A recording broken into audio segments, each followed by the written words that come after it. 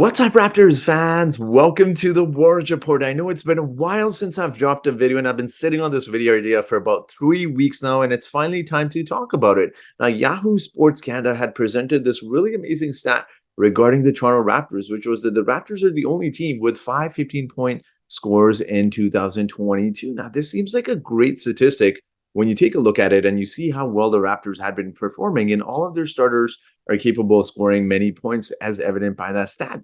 But there is one underlining issue that a lot of people are not noticing, which I will be breaking down for you guys in today's video. So if you're ready to watch this video, make sure to give it a thumbs up. Let's try to get this video to 120 likes. And if you want to join a fun community that always engages in the comment section, and also a YouTuber who actually likes to respond to some of the comments as well, this is definitely the channel for you guys. So make sure to hit the subscribe button as well. So with that being said, let's get into today's video. Now, as you guys know, I do like to give out shout outs on my channel. And for today's video, the shout out goes out to Raptors Vibe. So Raptors Vibe, thank you so much for supporting this channel with your likes and comments. It is very much appreciated. Now, before I quickly highlight what this problem is for the Toronto Raptors, I wanted to quickly give you guys an example of why this is a problem before people really just snag the idea that, or people just kind of dismiss the idea that this isn't an issue. I will present this idea to you guys and then I will discuss it here. Now, when you take a look at the stat in front of you guys here, player 1 and player 2. Now, I've covered up their teams because I will tell you who these players are in just a moment, but I wanted to highlight some stats here for you guys because when you look at player 1, you take a look at his statistics from 2017 to 2018 and 2018 to 2019. The point differential isn't much there. He went from averaging 13.9 points per game to averaging about 15.7 points, and his field goal attempts per game hasn't increased that much. But then the following season in 2019 and 20, he saw his point production take a huge leap from 15.7 to 23.4, and also he went from averaging about 13.1 field goal attempts per game to taking about 18.6 shots per game. Now, that is obviously a huge jump. And for player number 2 here, similar situation. You take a look at his point production in 2017 and 2018, this player was averaging 14.5 points, and the following season, only 13 points. In fact, his statistics jumped down a little bit, and even his field goal attempts went from averaging 11.5 to 10.7. But a very similar situation in 2018, or excuse me, I should say 2019 to 2020, that player saw a huge leap in not only his point production, but also field goal attempt as well. Now, you're probably wondering who these two players are, and these two players are Jason Tatum and Jaylen Brown. Now, you're probably wondering, what does this have to do with the Toronto Raptors, and why am I talking about the Celtics? And the reason being is because Kyrie Irving was there. Kyrie Irving was the top dog there, which really prevented guys like Jason Tatum and Jaylen Brown to really just develop properly. Now, you're wondering, what does this have to do with the Toronto Raptors? And what I mean by this is defined roles. And this is such an underrated aspect of the NBA. Now, while that statistic, which I presented to you guys, may look absolutely fabulous, that you have 5 guys in your starting lineup that are all capable of scoring 15 points per game, you really need to question how it's going to affect some of the guys, in particular, guys like OG Anunoby and Gary Trent Jr. Now, I want to use these two as an example for a reason, because on most nights, these two players, although they're very well capable of getting their own points, are the 4th and 5th options in the starting lineup. And no, I'm not suggesting that these should be 1 and 2 options, but I'm speaking because they're still very young players that are 25 and 23 years respectively.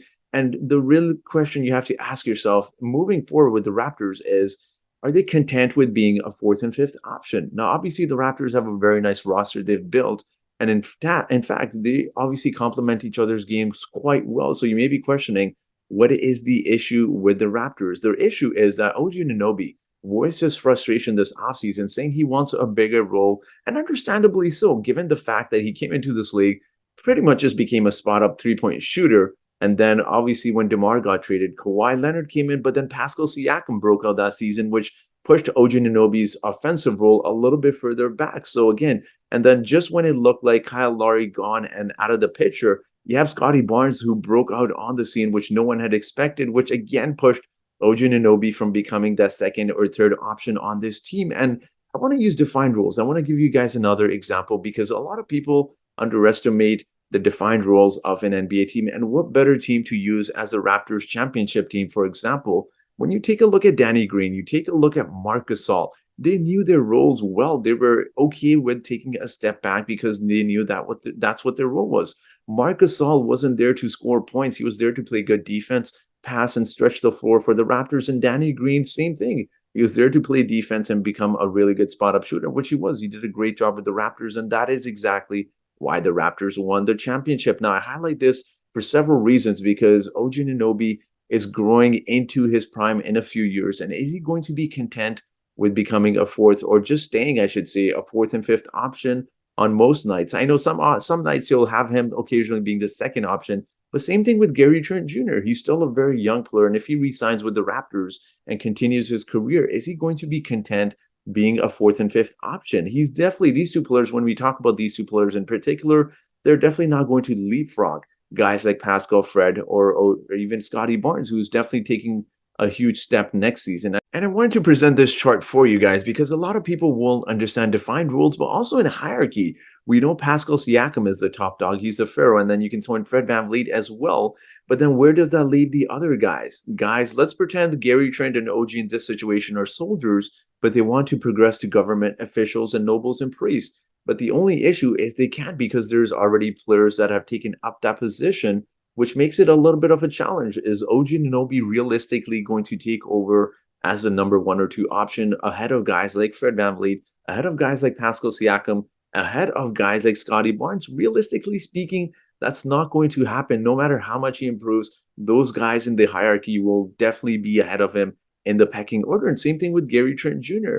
Those are just some of the questions you really need to ask yourself. So I know people are going to say, well, that's silly. They're okay with where they are. But essentially, as players progress in age, and naturally, even as human beings, as you get older towards your late 20s, your ego grows bigger. And OG Anunoby, do you think he's going to be okay with becoming a spot up three-point shooter? Not necessarily. He wants to become that third or second option consistently.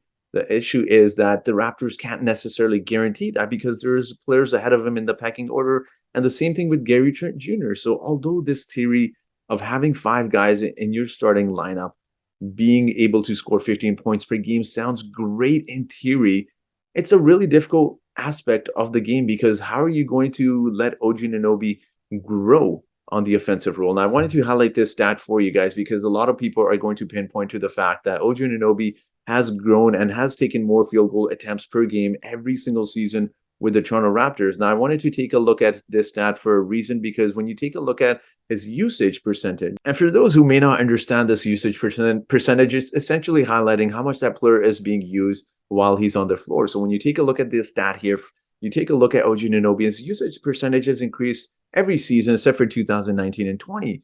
But the issue isn't usage rate or field goal attempts. He can take 20 shots if he wants on the Toronto Raptors.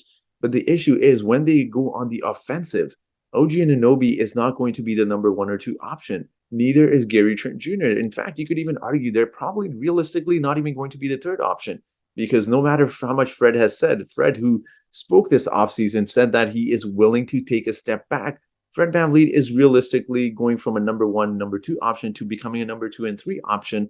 And that leaves the number two option, realistically speaking, for guys like Scotty Barnes. So that really brings into question where that leaves guys like OG Anunoby and Gary Trent Jr. Now, is that to suggest that the Raptors should blow it up and trade a few of their starters?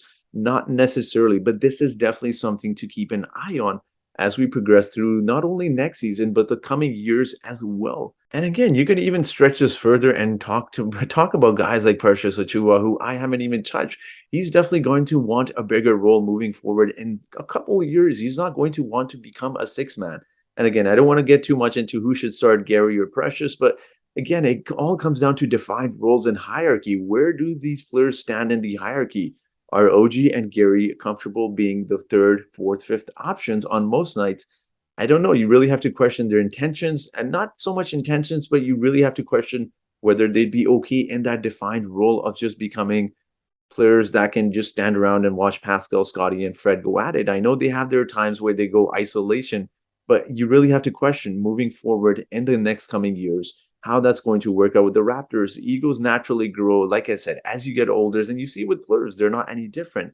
And I wanted to use one more example before I end this video is, imagine you're working in an office, and I know people are going to pinpoint that OG Anunoby's salary has been increasing and his usage percentage has been increasing as well. But use this as an example. You work in an office, your salary has been increasing steadily throughout the years, but you're not at the managerial position you want because there's a lot more candidates available that are at that position and they're your same age, so they're not retiring anytime soon. So and when that happens, naturally you're going to look to move to another job, which that can hire you as a manager. And I don't see, again, I see maybe OG Anunoby in the near future. I'm not saying he's going to ask for a trade, or Gary Trent Jr.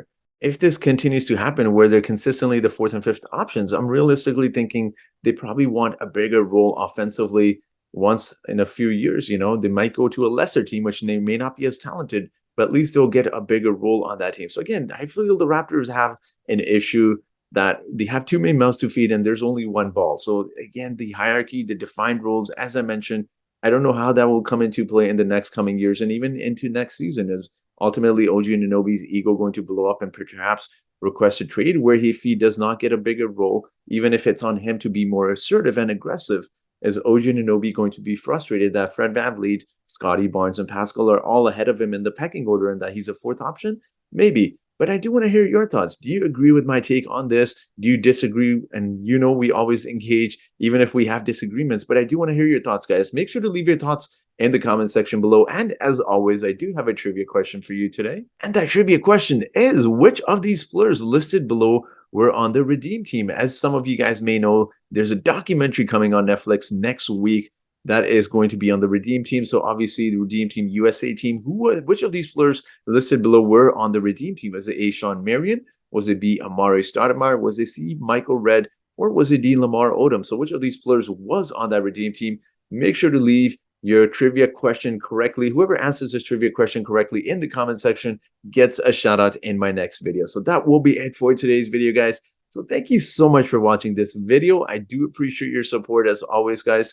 That will be it for today's video. So thank you so much for watching this video, and I hope you guys have yourselves a great day.